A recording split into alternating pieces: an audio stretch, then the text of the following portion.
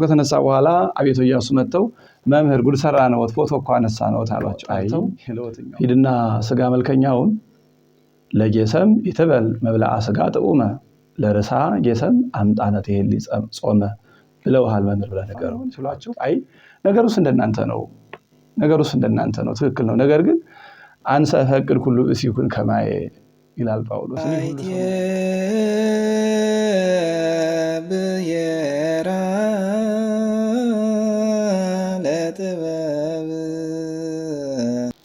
በስመ አብ ወወልድ ወመንፈስ ቅዱስ አሐዱ አምላክ አሜን። በእግዚአብሔር ስም እንደምን ዋላችሁ? አሜን። በብሎት ተጠበቀን እግዚአብሔር አምላካችን ስሙ የተመሰገነ ይሁን። ትናንት አባቶችህን ወቅ በሚለው መርሃ ግብራችን እንደ መጀመሪያ ክፍል 1 የታላቁ ሊቅ መምህር አካለ ወልድን ታሪክ ማቅረባችን ይታወቃል።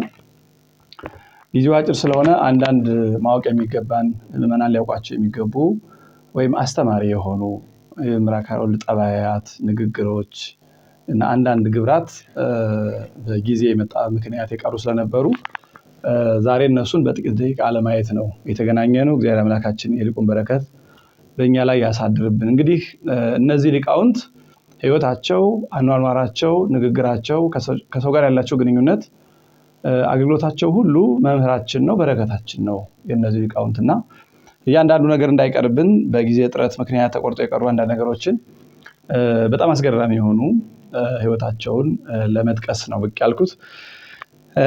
እንግዲህ መምህር አካለ ወልድ ትናንት ታሪኩ ላይ እንዳየነው መናኝ ናቸው። በጣም ብዙ ሰው በዙሪያቸው አለ። በቤታቸው ግብር ነው የሚገባው። የመጀመሪያው ትናንት ያልጠቀስነው የመምህር አካለ ወልድ ልዩ ጠባይ እያበሉ እያጠጡ ማስተማር ነው። መምህር አካለ ወልድ በሚያስተምሩበት ዘመን ሁሉ የተማሪዎቻቸውን ሰርከ ህብስት በሙሉ እሳቸው ናቸው የሚሸፍኑት።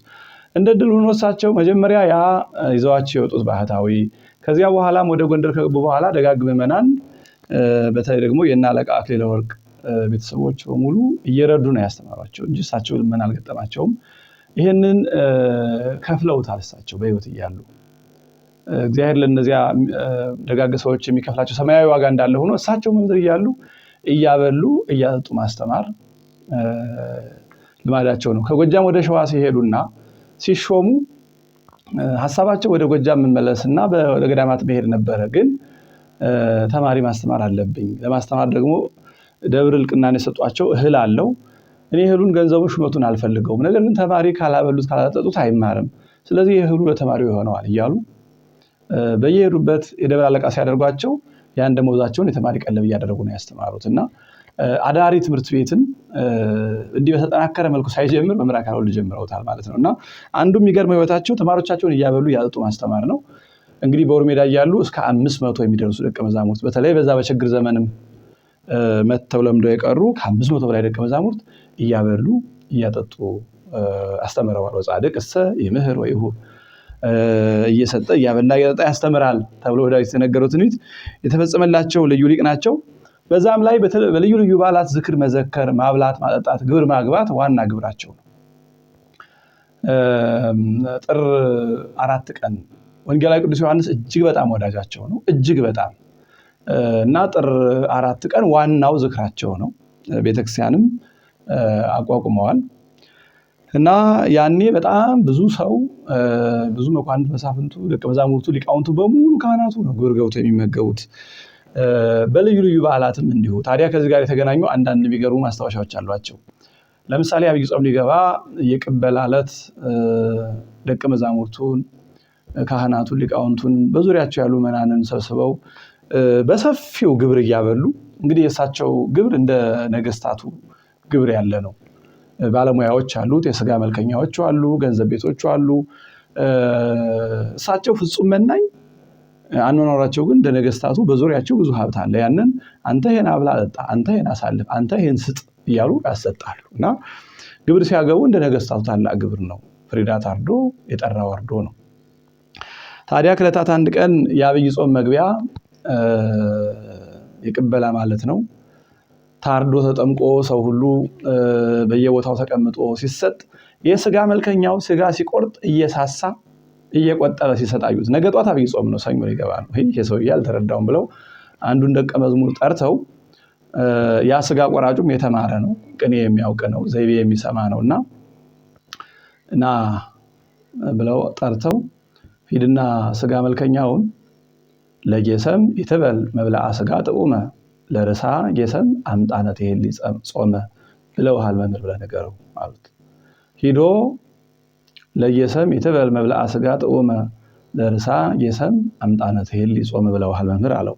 ከዚያ በኋላ እንደገና በልግስና ሲሰጠው አለ። እንግዲህ ይሄ ማለት የጣመ የስጋን መብል ለነጋት በል ነገ ለራሷ ጾምን ታስባለችና የወንጌሉን ነው ጌታ በወንጌል ለነገ ያትበሉ ነገ ለራሱ ያስባል የሚለውን ወስደው ስጋን ለነጋት በል ነገ ለራሷ ጾምን ታስባለች ማለት ነገ ጾም ይገባል ብለው በምስጢር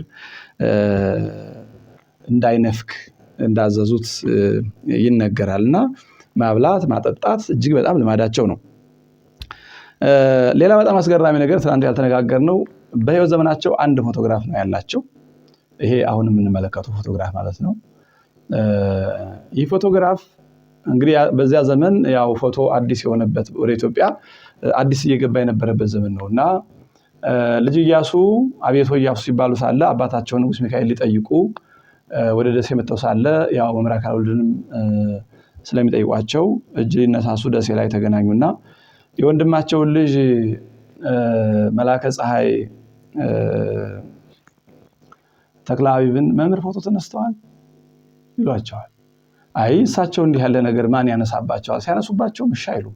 እንዴት አድርገን እኛ እንደፍርም አሉ። አይ ቆይ ግድ የለም እኔ የሚሆነውን አደርጋለሁ ብሎ ከሙሴ ጴጥሮስ የሚባለው ከውጭ መጣ ፈረንጅ ፎቶ አንሺ በል አንተ እንደ ጥበብ አድርገህ አንሳቸው ተባለ። እንግዲያውስ እሺ በእሳቸውና በእኔ መካከል መጋረጃ ይጋረድና እኔ ከመጋረጃ ጀርባ ሆኜ መጀመሪያ ሴትአፕ ለስራ ፎቶ ካሜራዬ ምናምን ላዘጋጅ ከዛ በኋላ ልክ ሲስተካከልልኝ እሳቸውን አስተካክላችሁ መጋረጃውን ግልጥ እንዳደረጋችኋት ምን አነሳቸዋለሁ እሳቸውን አለ።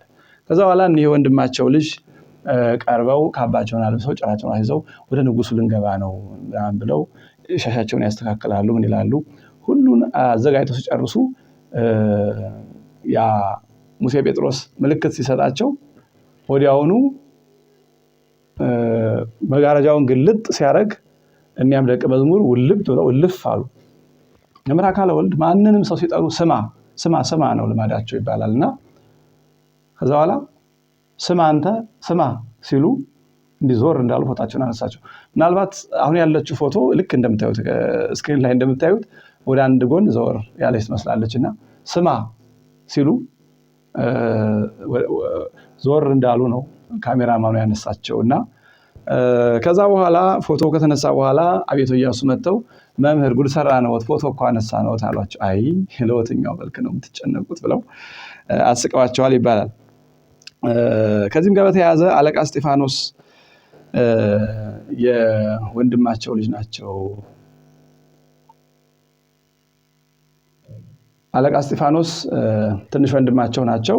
እጅግ የተማሩ ናቸው። ነገራችን አለቃ እስጢፋኖስ እጅግ ከመማራቸው የተነሳ ወደ ጎንደር አመጣዋቸው መጻሕፍቱንም ቅኔውንም ከሳቸው በላይ እስኪባሉ ድረስ የተማሩ ስለነበሩ እንደውም በቃ እሳቸው በጎንደር ተደናቂ ነበሩ። ደሞ ታናሽው ሲመጡ ዘይን ሰው ያብዮ ደሞ ታናሹ ከሱ የበለጠ ሊሆን ነው እየተባሉ ይደነቃሉና እኒ ታላቅ ሊቅ አለቃ እስጢፋኖስ በታላቁ ገዳም በሐይቅ አቡነ ኢየሱስ አንድነት ገዳም መቃብራቸው እስካሉ ድረስ ይገኛል በምስራቅ በኩልና መምህር ሳይሰሙ አግብተው በተሾሙበት ሀገር ወለዱና መምህር ሁሉ ሰው እንዲመንን ነው የሚፈልጉትና ከዛ በኋላ የአለቃ እስጢፋኖስ ልጅ መውለድ እንዴት ተደርጎ ይነገራቸው? እንግዲህ አይወዱትም ተብሎ ሲያገቡ ምንም አልተነገራቸው። መጨረሻ ላይ እንደምንም ሽማግሌዎች ተመርጠው መምህር አንድ ጉዳይ ይዘን መተን ነው ፈርተው ተሰቅቀው ምን ይዛችሁ መጣችሁ ነው? አይ እንደው አለቃ እስጢፋኖስ እኮ ልጅ ወለዱ።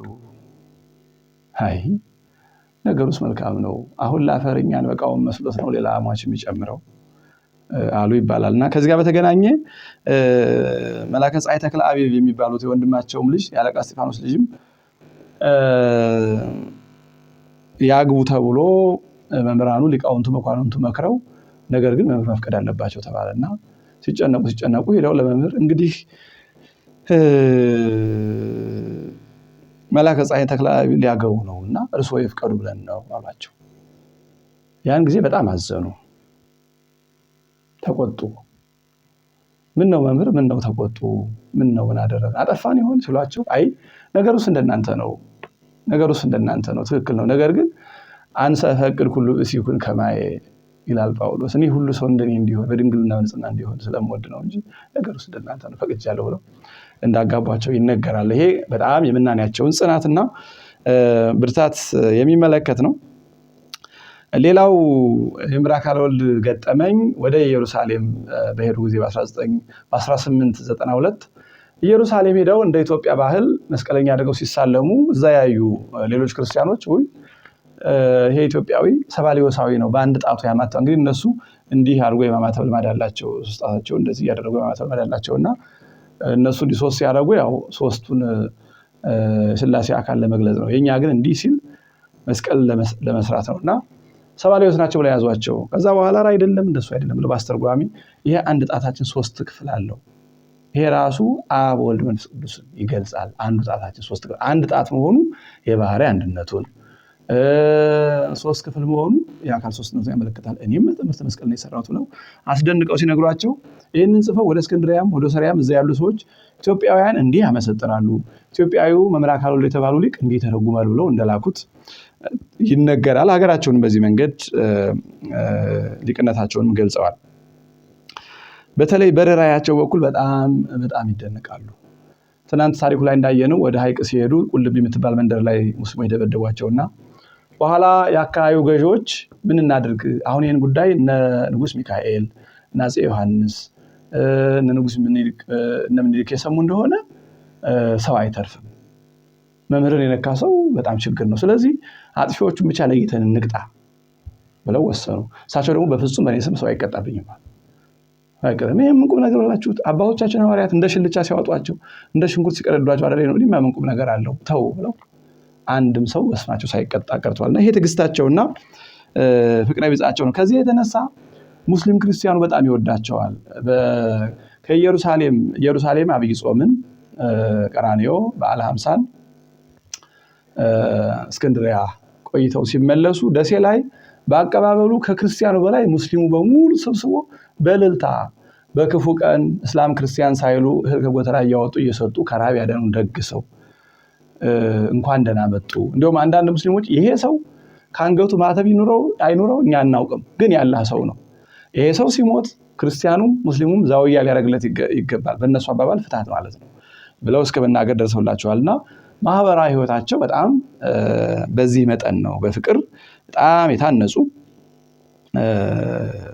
ነበሩ። ሌላ በጣም የሚገርመው ነገር ይሄኛው ደግሞ ፈገግ የሚያደርግ አጋጣሚ ነው።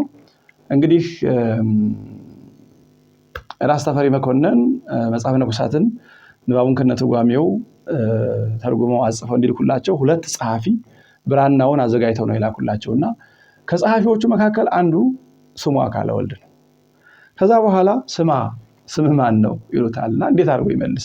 አረ ጌታ እንዲያው እንግዲህ በብዛት ያኔ መምራካለ ወልድ ጌታ መምራካለ ወልድ ይሏቸዋል። መኳንንቱ በዙሪያቸው ያሉ በሙሉ ጌታ መምራካለ ወልድ ነው የሚሏቸውና አረ ጌታ እንዲያው አላዋቂ ስሞነኛ ያለ አቅሜ ከባድ ስም አሸክሞኝ ሳፍር እኖራለሁ አለ። እንዴ ስምህ አካለ ወልድ ነው እንዴ አሏቸው። አዎ ያለ አቅሜ ከእርሶ ጋር አስተካክሉኝ፣ ምን አስጨነቀህ? ይበቃላል፣ ሁላችንም እንጠራበታለን አሏቸው።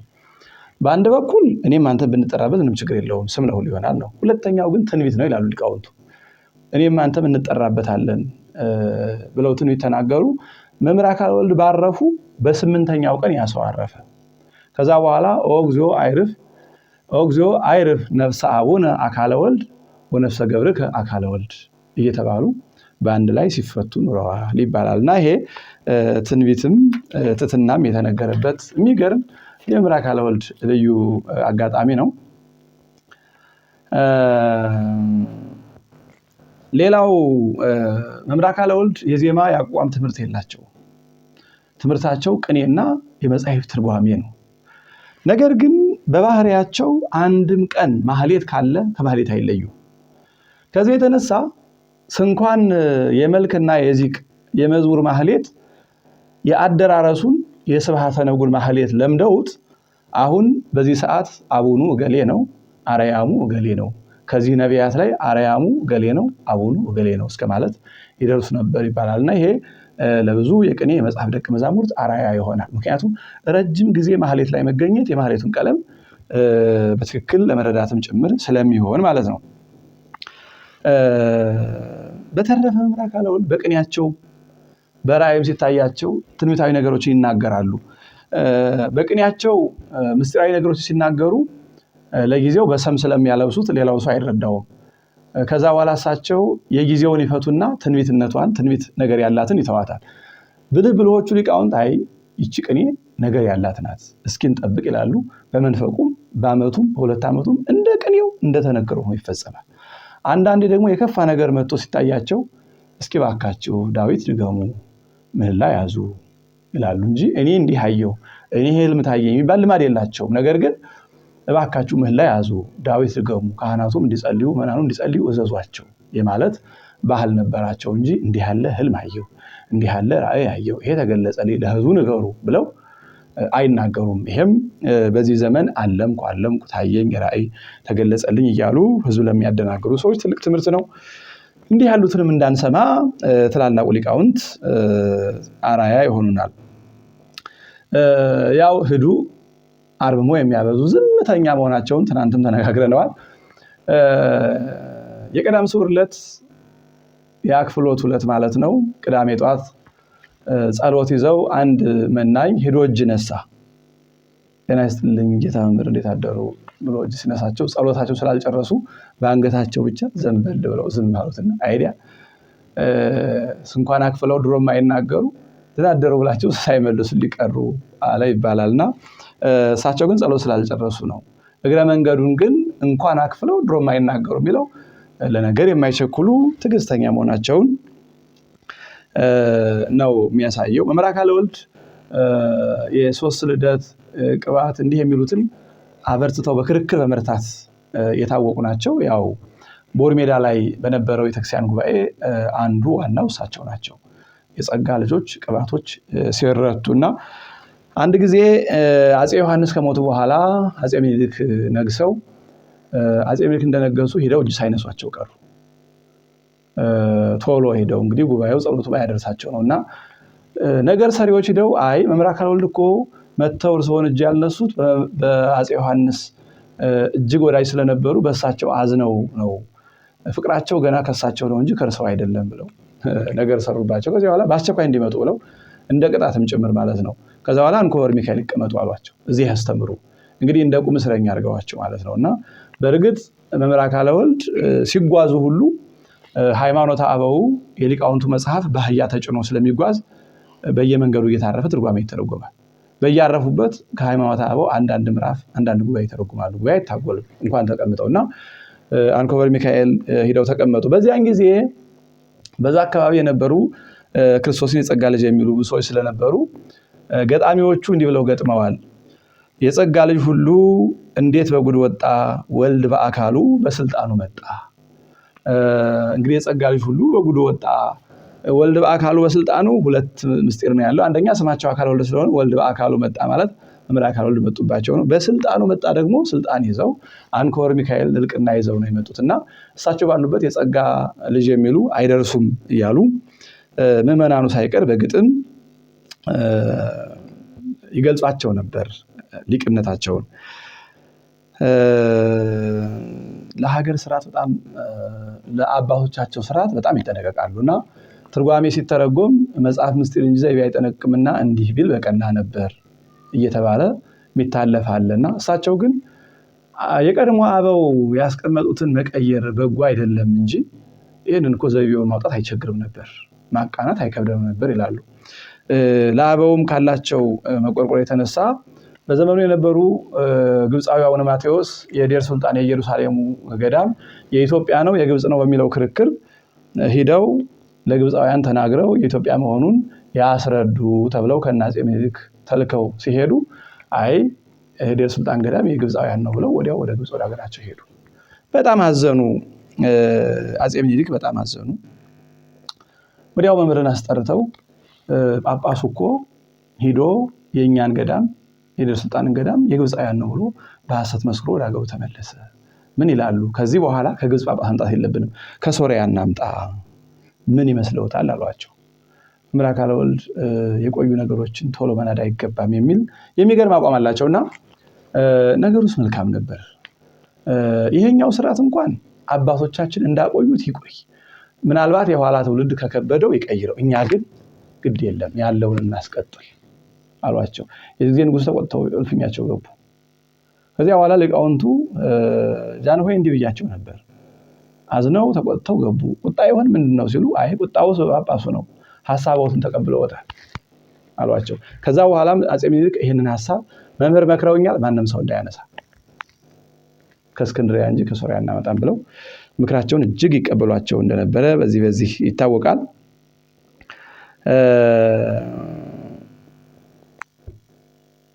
ቀዳማዊ አጼ ኃይለ ሥላሴ ለንጉስ ለመምህር አካለ ወልድ እጅግ በጣም ክብር ነው ያላቸው። በብዙ ንግግሮቻቸው በተደጋጋሚ ንግግር ሲያደርጉ ስለ ትምህርት በትምህርት ሚኒስቴርም ላይ ዩኒቨርሲቲውም ሲከፈት አዲስ አበባ ዩኒቨርሲቲ ንግግር ሲያደርጉ እጅግ ኢትዮጵያን የተማረች ለማድረግ የደከሙትን እነ መምህር አካለ ወልድን አንዘነጋቸውም የሚለው ንግግራቸው በተደጋጋሚ ይደረግ ነበረ። በተለይም በ1944 ዓ.ም ወደ ኤርትራ ሄደው ሲመለሱ ያን ጊዜ ቦሩ ስላሴ አሁን ያለው የተመለሱ የታነጸ ነበርና ሊጎበኙ ሲሄዱ አፈጻጸሙና ጉልላቱ እሳቸው እንደፈለጉት ንጉሱ እንደፈለጉት አይደለም፣ ደስ አላላቸውም። አዝነው ሲመለሱ ደሴ ላይ አንድ ትልቅ ትምህርት ቤት ተሰርቶ አገኙ።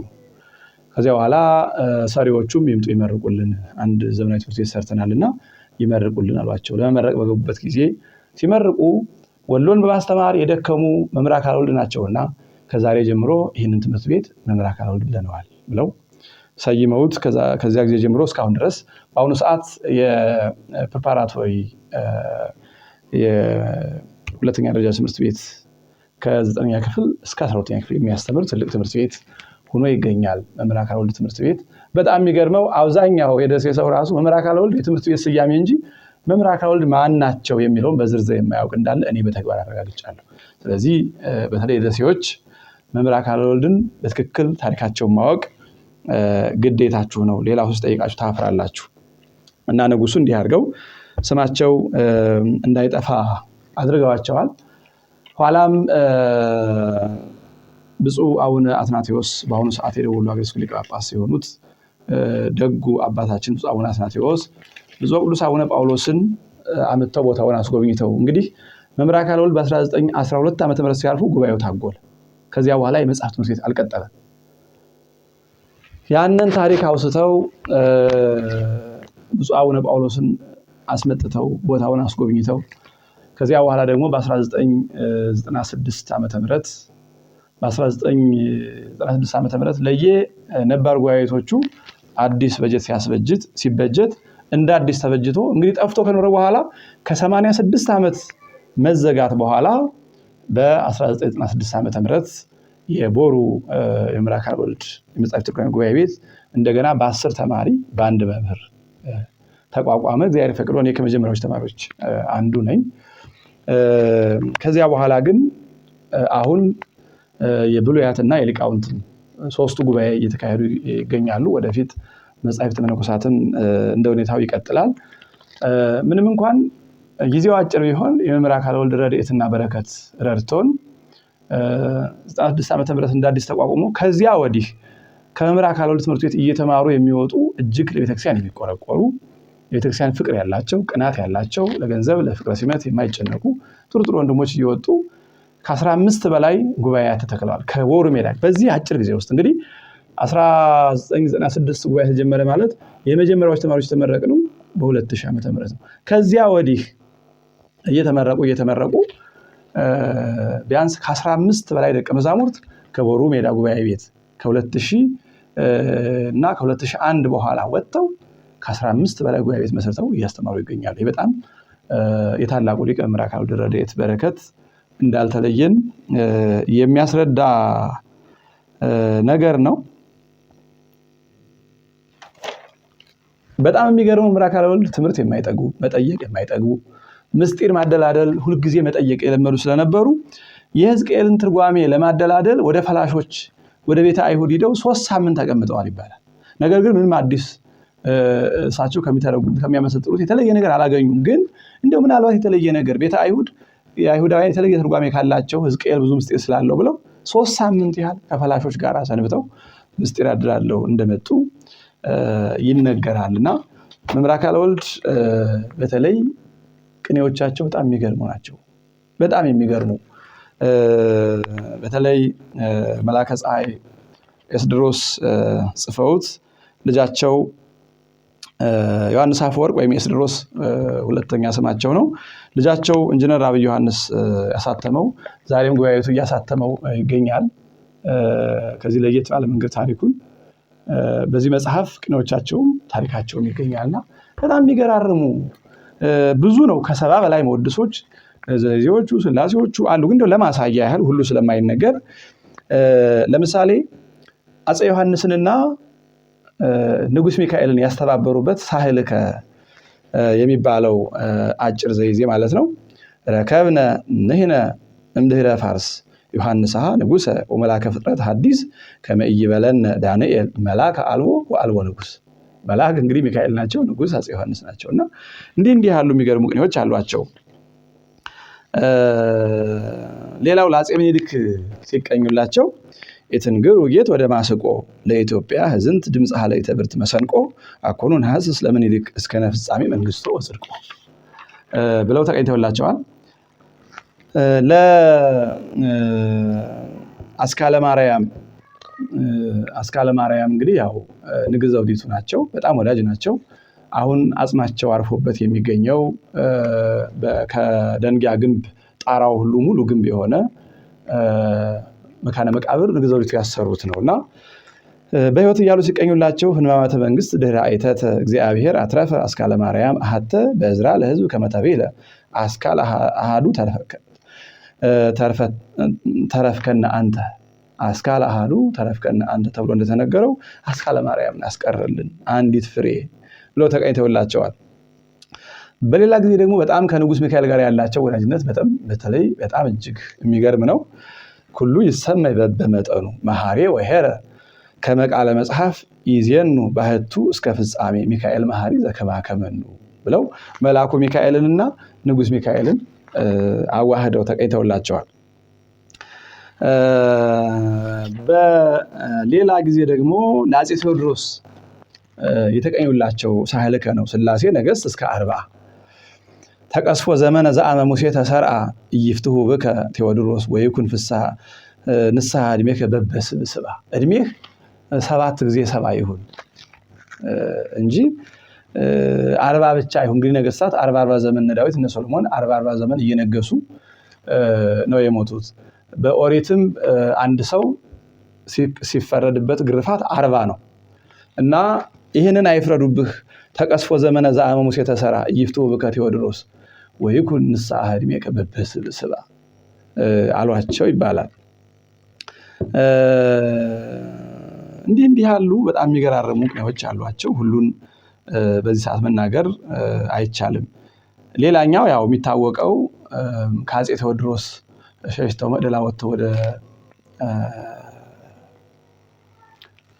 ጎጃም ሲሻገሩ እግዚአብሔር ኃይልከ ጸባኤ ገሞራ ውስተ ነነዌ ሰከበ ወነቅሐ በሰዶም ፍልስጤም ይህ ተይዘት በደዚያሁ ማይምም ወገለአድ ፈለገ መከራ ተሐምገት በደም ወአመ በቴማን ይቀውም ዳንኤል ፈርሃ ወሪደ ዕንባቆም አዌወትሂ በህማማ እስከ ምድያም ዘአልጸቀት ለወሊድ ወላድ ፍልስጤም ወተሐውከት ኩላ ሀገር ኢየሩሳሌም ፍኖተ አድማስ መከራሃ አኮኑ ይትፈጸም ብለው የኢትዮጵያ መከራ በጣም ረጅም እንደሆነ ተናግረው ይገኛል።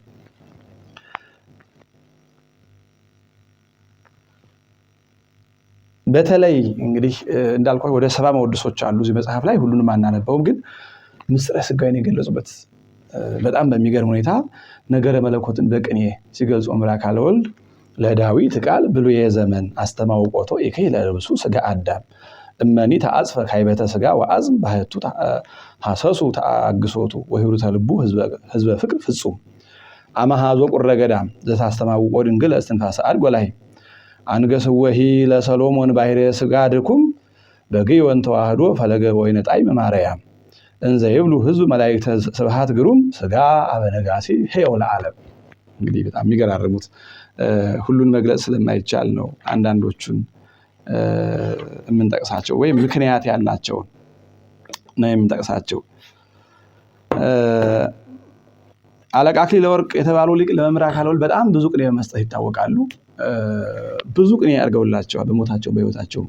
ከነዚህ አንዱ ሚ ይበዝህ ለዘይነጽሮ ሂሩተ ጠባብ ልብከ ሆፃ ቀላያት ወየብስ አካለ ሕያው ወልድ ጸያይ ፍኖተ አለ ነፍስ ወዲበ ሥጋ ከመሰረት ተሐንጸ ነዋ ድንጋሌ መቅደስ። ድንግልናቸውን ሲገልጹ በሰውነት ላይ ድንጋሌ መቅደስ ተገነባ። እለመጠንዎ ኤልያስ ወእዝራ ጠበብት ምሉዓነ መንፈስ ቅዱስ በምህረትህ ወርኅራኄ እምትውልደ እላ አይኑስ አልቦ ዘያብዮ ለልበ ዚአከ ዮሐንስ እስመ ዘርውቃን ትብለነ ከመ ጳውሎስ ህድግዎ ለብሉይ ከመ ተልበስዎ ለሐዲስ ብለው የሚገርም ቅኔ ተቀኝተውላቸዋልና የእሳቸው ግን እጅግ የሚገራርሙ ዘመኑን ምስጢራቱን መጻሕፍቱን የሚገልጹ በርካታ ቅኔዎች አሏቸውና እንግዲህ በትናንቱ እንዳልቋጨውት በዛሬውም አልቋጨውም። የመምህር አካለ ወልድ የምስጢር ክህሎትና ልዩ ልዩ ሕይወት ትናንት እንዳልኩት ሰው እንዲያነበው መቀስቀሻ ነው እንጂ አይፈጸም። እነዚህ አንኳሮቹ ግን በጣም የሚገርሙ ስለሆኑ የበለጠ ሰው ለንባብ እንዲነሳሳ ነው። የሊቁ በረከት ይደርብን፣ ይቆየን።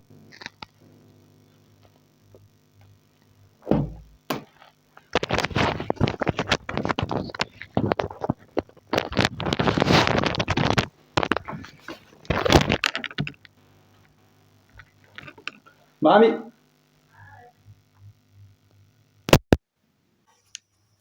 እንደምን ነሽ? እንዲህ ማለት ነገር